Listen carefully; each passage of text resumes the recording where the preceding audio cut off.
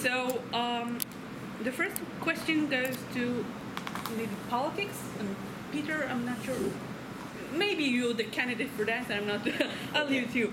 But you talked about, okay, we need science, we need access to data for science, but we didn't really talk about the atmosphere that surrounds us today. It's like an anti-science atmosphere, a misconception about what scientific research is, and the use of scientific results. Is it a misunderstanding that it's about probability and not certainty? So there's a very anti-science, anti-scientific trend.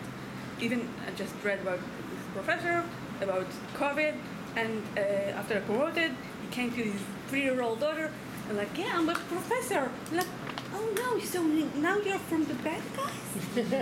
So that's a serious thing to consider. And for Hagit and Limor, you always, we want the data. Just give us data. But what data? Whose data? And that's really vital concerning healthcare. Because a data of a homogenic group, what is the application of that? Yes, it's important to study this homogenic group, but what can we infer about it? Or if we study the majority of the heterogeneous, what is to the homogeneous? In the U.S., you said, okay, we have health insurance. We have like 37% people, 7% people with health insurance, but not all of them. It's very particular people that have health insurance. So there's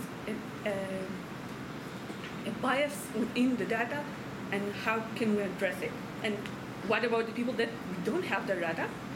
And what is the value of our data? And with even more so how you can you emphasize a lot of equality.